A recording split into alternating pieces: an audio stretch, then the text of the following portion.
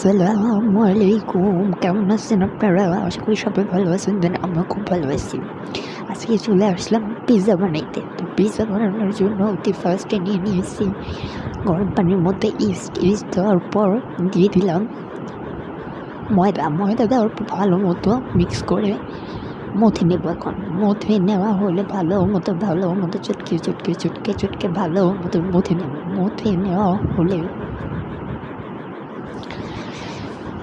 মথে নেওয়া হলে এটারে ভালো মতো মথে নিতে হবে।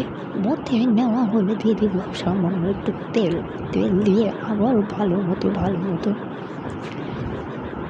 মিক্স করে নিতে হবে। মিক্স করে শেষ হইলে এটারে রেস্টের জন্য রাখলাম 5 মিনিট। তার মধ্যে আবারও মথে নিয়ে আমাকে রেস্টে রাখলাম। তার মধ্যে এরকম দেখতে এরকমটা হবে, মানে নরম হবে, সফট।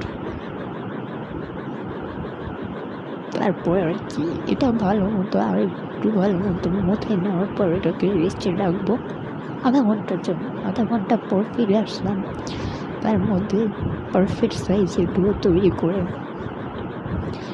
ভালো মতো এটারে মথে নিয়ে দেন পিৎজা বানাতে চলে যাব।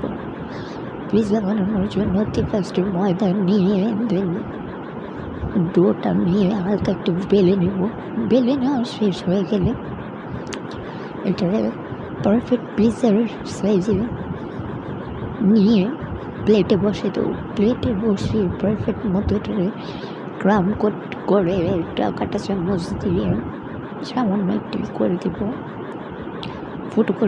ফুটো করা শেষ হলে দিয়ে দেবো সস, টমেটো কেচাপ দেওয়া হলে পরিমাণ মতো দিয়ে ভালো মতো মিশিয়ে নেওয়া হলে এগুলো আমার টপিংস। আমি এগুলো পিৎজাতে ব্যবহার করা তারপর দিয়ে দেবো মেয়োনিজ ভালো মতো দিয়ে বাসায় বানানো মেয়োনিজ আটা দিয়ে আমি মেয়োনিজটা তৈরি করছি।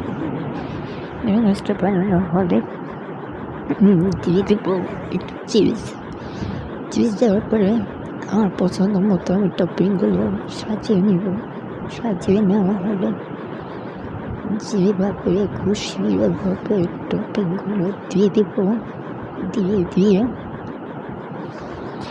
এক এক করে বিফ গরুর মাংস দিব, কাঁচামরিচ দিব, চিজ দিব, যা আছে আর কি, মাশরুম, টমেটো, যা আছে ওগুলো সব এক এক করে